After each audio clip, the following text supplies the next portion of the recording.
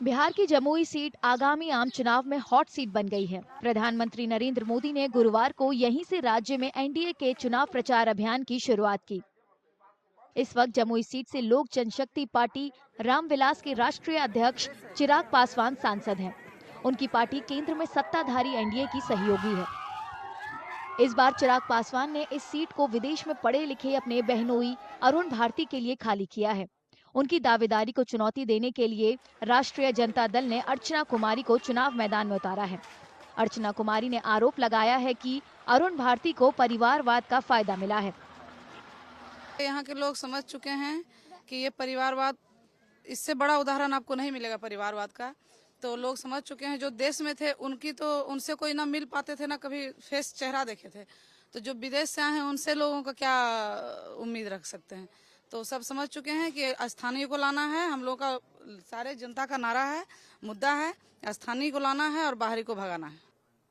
दूसरी ओर अरुण भारती का कहना है कि उनकी उम्मीदवारी पर परिवारवाद का मुद्दा उठाना बेकार है, क्योंकि इसे लेकर प्रधानमंत्री नरेंद्र मोदी खुद ही तस्वीर साफ कर चुके हैं।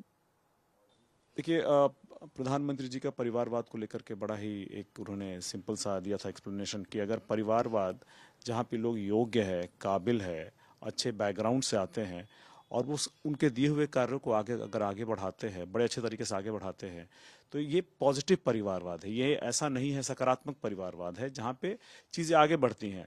नेगेटिव नकारात्मक परिवारवाद तो वहाँ है ना जहाँ लोग योग्य नहीं है, शैक्षणिक योग्यता नहीं है, लेकिन चूंकि वो एक पर्टिकुलर परिवार से आते हैं तो उनको दे दी जाती है।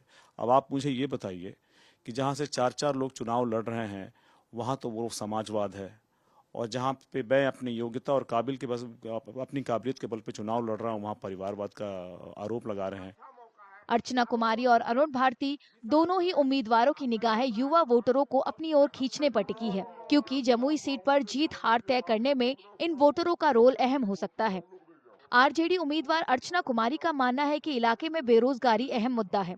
वहीं अरुण भारती मानते हैं कि जमुई निर्वाचन क्षेत्र में चिराग पासवान का काम बोलता है और युवाओं के वोट उनके ही पाले में गिरेंगे।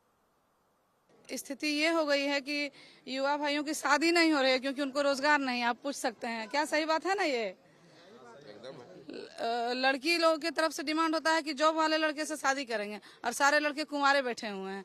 तो सब चाहते हैं कि जल्दी से उनकी शादी हो, उसके लिए तेजस्वी सरकार आए और नौकरी दें, फिर सारे की जिंदगी संवर जाएगी। यूथ को एक तो क्या आपको उसको शिक्षित बनाना होगा ताकि वो योग्य बन सके, काबिल बन सके, और उसको रोजगार देना होगा। अभी चिराग जी के जो कार्य यहाँ किए गए थे, अगर मैं केंद्रीय विद्यालय की ही बात करूं तो वो शिक्षा में और रोजगार दोनों ही चीज़ों के लिए बहुत पर्याप्त चीज़ थी, जहाँ पे उन्होंने शिक्षा का एक संस्थान भी बनाया और लोगों को वहाँ रोजगार भी मिले। उसी तरह से अगर जैसे ही मेडिकल कॉलेज खुलेगा तो यहाँ पे लोग मेडिकल की पढ़ाई कर पाएंगे और यहाँ लोगों को रोजगार भी मिलेगा। तो उनका जो लक्ष्य रहा है कि मैं कैसे शिक्षा, रोजगार और स्वास्थ्य के मुद्दों को हल कर सकूं जमुई के लोकसभा के निवासियों के लिए, वही लक्ष्य मेरा भी रहेगा और इन्हीं कामों को हम लोग आगे बढ़ाएंगे। बिहार की जमुई सीट पर लोकसभा चुनाव के पहले चरण में 19 अप्रैल को वोटिंग होगी। जमुई के अलावा औरंगाबाद, गया और नवादा सीट पर भी इसी दिन वोट डाले जाएंगे।